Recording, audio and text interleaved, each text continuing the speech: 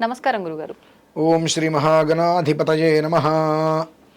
గురుగారు, మనం ఇందాక ఒక వీడియోలో మాట్లాడుకునేటప్పుడు శుక్రకేతువుల కలయిక అని చెప్పి మీరు ఏదో అన్నారు కదా, ఇలాంటి కలయికలు అసలు జరగటానికి కారణం ఏంటి? ఇవి తరచుగా జరుగుతూ ఉండవు కదా, అరుదుగా జరుగుతుంటాయి.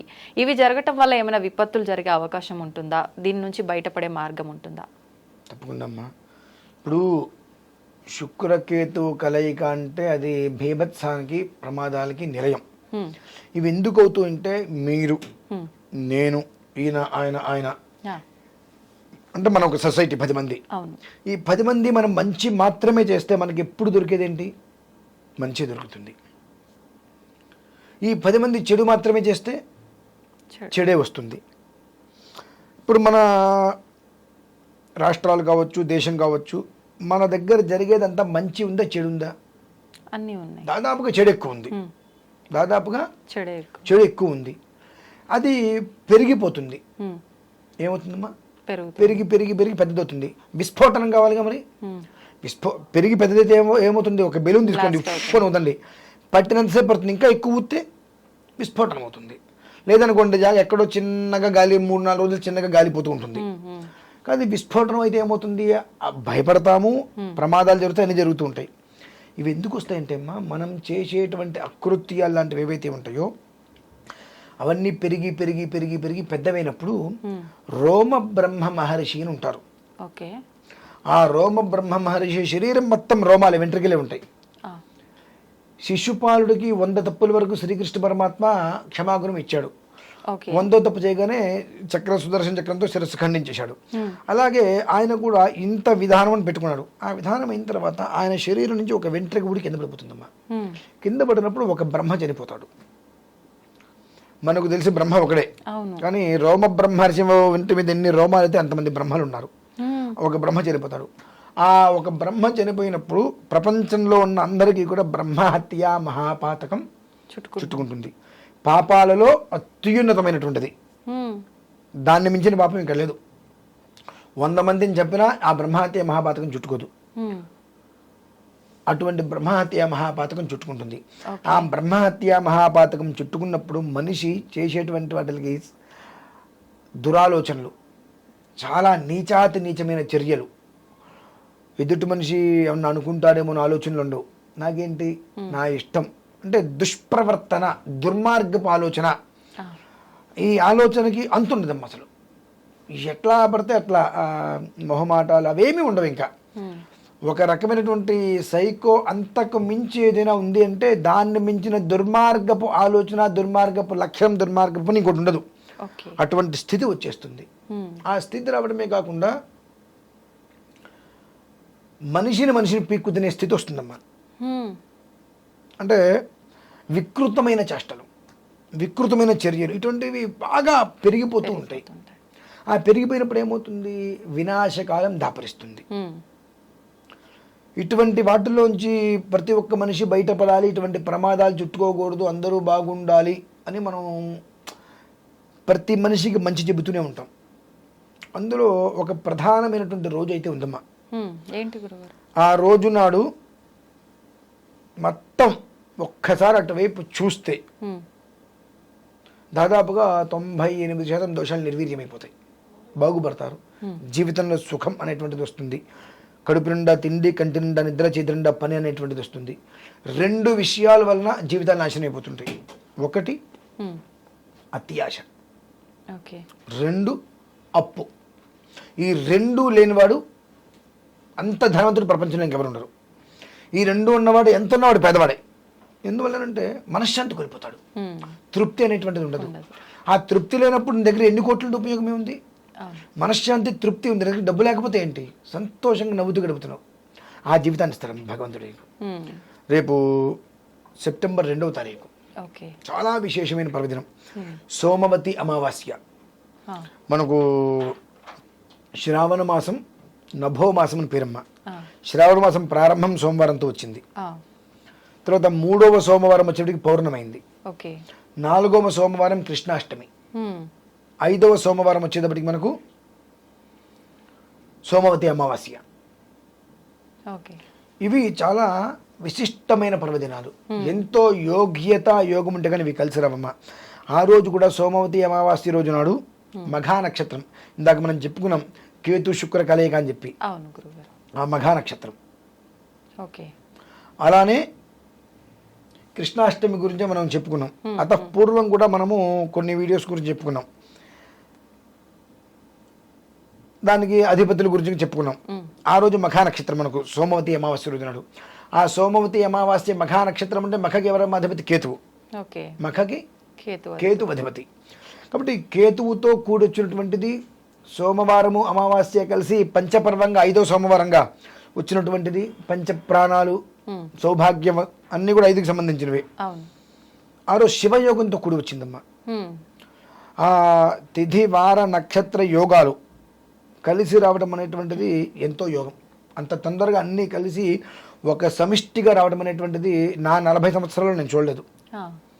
తర్వాత 40 సంవత్సరాల్లో చూస్తాను లేదో మనం చెప్పలేం. కనుక ఆ రోజు నాడు ఖచ్చితంగా కేదారేశ్వర స్వామి, కేదార్నాథ్ ఆయన దర్శనం చేసుకోవడం లేదా ఆయన క్షేత్రంలో అడుగు పెట్టడం చాలా విశేషం. ఎందువలనంటే దానివల్ల జరిగేది ఏంటంటే మనకు భూమి మీద 5 శివలింగాలు ఉన్నాయమ్మా, చంద్రవంక కలిగినటువంటివి. ఆది శంకరాచార్య స్వామి వారు యోగంతో కైలాసానికి వెళ్ళి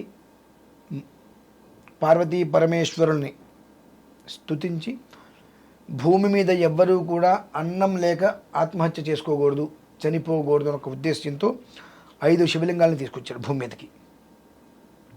5 ఒకటి కంచిలో ఉంది, 2 శృంగేరిలో ఉంది, 3 వచ్చేటప్పటికి చిదంబరంలో ఉంది, 4వ ఒకటి వచ్చేటప్పటికి మనకు నేపాల్లో ఉంది, ఇక్కడ కేదార్నాథ్లో ఒకటి ఉంది. కేదార్నాథ్లో ఉన్నటువంటిది ముక్తిలింగం, దీన్ని మౌక్తిక క్షేత్రం అంటారు. కేవలం ఈ అమావాస్య మనం తర్వాత ఎప్పుడైనా వెళ్ళచ్చు, అది వేరే విషయం. కానీ ఈ అమావాస్య, సోమవతి అమావాస్య రోజు నాడు ఖచ్చితంగా అక్కడ మనం అడుగు పెట్టగలిగామా, చివరి శ్వాస విడిచేలోపు 11,000 మందికి అన్నం పెట్టేటువంటి భాగ్యం మనకు, ఆ భాగ్యాన్ని భగవంతుడు మనకు ప్రసాదంగా అనుగ్రహిస్తాడు. ఆ రోజు దర్శించుకోవడం వల్ల ఆ క్షేత్రంలో అడుగు పెడితే చాలు మనం ఆఖరి ఊపిరి వదిలేలోపు 11,000 మందికి మనం అన్నం పెట్టేటువంటి భాగ్యాన్ని వరంగా భగవంతుడు మనకు అనుగ్రహిస్తాడు. అంటే 11,000 మందికి మనం అన్నం పెట్టాము అని అంటే, అన్నం పెట్టే భాగ్యం మనకు కలిగిందంటే మనకు ఎంత స్థితి వస్తే మనం పెట్టగలుగుతాము. ఆ యోగాన్ని భగవంతుడు మనకి ఇస్తాడు. ఓ 1,00,000 మంది దర్శనం చేసుకొచ్చారు, 1,00,000 మంది అక్కడ అడుగు పెడితే కోట్ల మందికి అన్నం దొరుకుతుంది. అంటే అన్నాత్ భవంతి భూతాని పర్జన్యాత్ అన్న సంశయ, యజ్ఞాత్ భవంతి పర్జన్య యజ్ఞకర్మ సముద్భవ అని మనకు భగవద్గీతలో కూడా శ్లోకం చెప్పబడి ఉన్నది. మనం ఏదైతే ఆరాధన చేయడానికి సిద్ధపడుతున్నామో ఆ రోజు చాలా బీజ ప్రామాణం, అంటే వృద్ధి చెందేటువంటి రోజు. 100 మంది వెళ్తే కొన్ని వేల మందికి భోజనం దొరుకుతుంది. కొన్ని వేల మందికి భోజనం దొరకడం అంటే ఎన్నో 1,00,000 మంది రైతులు బాగుపడతారు, ధాన్యం వృద్ధి కలుగుతుంది. అంటే అందరికీ కూడా సమృద్ధిగా ఇస్తున్నాడు భగవంతుడు. కాబట్టి మేము ఎట్లాగో వెళ్తున్నాం, అక్కడికి వెళ్తున్నాము, రుద్రాభిషేకాలు అవన్నీ చేసుకుంటున్నాము. 1వ తారీఖు మధ్యాహ్నం ఇక్కడ బయలుదేరుతున్నాం. మేము వెళ్ళి 2 మధ్యాహ్నానికి పైకి వెళ్తాం. దేవప్రయాగ, రుద్రప్రయాగ, గుప్తకాశి అవన్నీ చూసుకుంటూ వెళ్తాం. ఖచ్చితంగా ప్రతి ఒక్క మనిషి రావడానికి ప్రయత్నం చేయిస్తే ఈ జన్మలో వాళ్ళు చేసుకుంటుంటే అద్భుతమైన యోగం ఏదైనా ఉంది అంటే అమావాస్య. ఆ తర్వాత మీరు ఎప్పుడైనా వెళ్ళచ్చు, వచ్చే సంవత్సరం అయితే ఆ సంవత్సరం వెళ్ళవచ్చు. కానీ జన్మ రాహిత్యానికి సంబంధించి ఈ జన్మ ఇక మనకు వద్దు, ముక్తి పొందాలనుకో, ఈ జన్మ మనకు వద్దు, ఇంకా అంత్యమునందు మనం మోక్షం కావాలి, పునర్జన్మ మనకు వద్దు అనుకున్నప్పుడు మాత్రం రేపు అమావాస్య రోజు నాడు ఖచ్చితంగా ప్రతి ఒక్క మనిషి దర్శనం చేసుకునే ప్రయత్నం చేయగలిగితే మాత్రం అదృష్టం తెలియనమ్మా. అంటే ఆ కుజ అదా ఒక కేతువు శుక్రుడు కలయిక ద్వారా వచ్చేటువంటి అనర్థాలు ఎందువలన వస్తున్నాయి, ఏ కారణం చేత వస్తున్నాయి, ఇవన్నీ కనుక తొలగిపోవాలంటే ఏం చేస్తే బాగుంటుంది అనేటువంటి విషయానికి మూలాధారం ఇదేనమ్మా. విషయం కానీ అందరికీ వెళ్ళి దర్శించుకునే అవకాశం కుదరాలి కదా గురువుగారు. అవకాశం కుదరలేని వాళ్ళైతే మాత్రం ఇంకొక 2 ఆలయాలు ఉన్నాయి మనకి. ఇక్కడ వెంకిర్యాల అని ఘట్కేశ్వర దగ్గర ఉంది. ఆ వెంకిర్యాలలో 740 సంవత్సరాల పూర్వం ప్రతిష్ఠింపబడినటువంటి అభీష్ట సిద్ధిలింగేశ్వర స్వామి వారు ఉన్నారు. ఆయన్ని దర్శనం చేసుకుని అభిషేకం చేసుకోవటం. పెద్దకల్లేపల్లి, ఆ పెద్దకల్లేపల్లిలో దాన్ని దక్షిణ కాశీ అంటారు. దక్షిణంగా కృష్ణాది వెళ్తూ ఉంటుంది ప్రవాహం. ఆ పెద్ద కల్లేపల్లిలో బ్రహ్మసూత్రం కలిగిన శివలింగం, ఆ స్వామివారిని దర్శనం చేసుకోవడం. అంటే అక్కడికి రాలేని పక్షం ఈ రెండిట్లో ఏదో ఒక స్వామివారి దర్శనం చేసుకుంటే అదే ఒక్క ముక్తి, అదే భుక్తి, అదే మోక్షం, అదే మార్గం ఇస్తాడు భగవంతుడు. సమానంగా ఇస్తాడు, సందేహం లేదు. ఇంకొకటి, ఒకవేళ మీకు తెలిసిన వాళ్ళు ఎవరైనా అక్కడికి వెళ్తున్నారు అని అంటే తృణమో పనమో వాళ్ళకి ఇచ్చి మీ రూపేణ అక్కడ ఏదో ఒక ఖర్చు పెట్టమని చెప్పి ఇచ్చి పంపించండి. అంటే మీకు సంబంధించి ఒక బియ్యపు గింజైనా అక్కడ చేరింది అంటే అదృష్టవంతులే. ఆ రకంగా కూడా ఆ అదృష్టం మిమ్మల్ని తరుముకుంటూ వస్తుంది. ఎందువల్లనంటే మనం ఏం చేసినా చేయకపోయినమ్మా పాపాలు దోషాలు అనేటువంటివి మనం ఎక్కడ ఉన్నా ఏ మూల దక్కున్నా వెతికి వెతికి వెతికి వచ్చి మనల్ని వేటాడి వెంటాడతాయి. కానీ అదృష్టము యోగము అనేటువంటివి మనం వెతుక్కోవాలి, మనం సృష్టించుకోవాలి. మనం సృష్టించుకోకుండానే భగవంతుడు మన యొక్క మేలు కోరి ఈ శ్రావణ మాసంలో ఈ విధానాన్ని మనకు అందించాడు. చివరికి వచ్చేసింది. ఈ చివరి రోజుల్లో అయినప్పటికీ కూడా ఆ ఒక్క పుణ్యాన్ని మనం మూటకట్టుకోగలిగితే మనంత అదృష్టవంతుడు ఇంకెవరు ఉండరమ్మా. అది మాత్రం ఖచ్చితం. అది విషయం. సంతోషం గురుగారు. నిజంగా మీరు చెప్పగానే కేదార్నాథ్ అని అందరూ వెళ్ళలేరు, అయ్యో ఒక పరిహారం చెప్పినట్టే చెప్పారు, మళ్ళీ ఇది మేము వెళ్ళలేమే అనుకునే భయం లేకుండా, ఆలోచన లేకుండా ఇంకొక 2 ఆప్షన్స్ కూడా ఇచ్చారు గురుగారు. ఆప్షన్స్ కదా ఉన్నమాటే, అది ఉన్నమాటే. సంతోషం. అభీష్ట సిద్ధిలింగేశ్వరుడు అంటే మీరు నేను పెట్టలేదమ్మా. అది 740 సంవత్సరాలు పూర్వం ఆ శివలింగాన్ని అక్కడ ప్రతిష్ఠ చేసిన తర్వాత ఎవరి మనస్సులో కోరిక అభీష్టమైతే ఉంటుందో వెళ్ళిన ప్రతి ఒక్క వ్యక్తికి తీరుతున్నాయి. తీరుతుంటే కొంతమంది అంటే కొన్ని లక్షల్లోనే అందరూ వచ్చి ఒక కొన్ని రోజులు అక్కడ జాతర లాంటి చేసుకున్న స్వామివారికి అభీష్ట సిద్ధిలింగేశ్వరుడు అని పేరు పెట్టుకున్నారు. అంటే నువ్వు కోరట్లేదంటే నువ్వు పాపాత్ముడివి. కోరిన వాడికి కోరినట్టుగా అభిష్టాలు తీర్చేస్తున్నట్టు ఆయన. అందుకని అందరూ కలిసి ఆయనకి ఆ పేరు పెట్టుకున్నారు. ఆయన దర్శనం చేసుకోవడం, పెద్ద కల్లేపల్లిలో ఉన్నటువంటి బ్రహ్మసూత్రం కలిగిన శివలింగం, అక్కడికి రాలేని పక్షం ఈ 2. కృతజ్ఞతలు.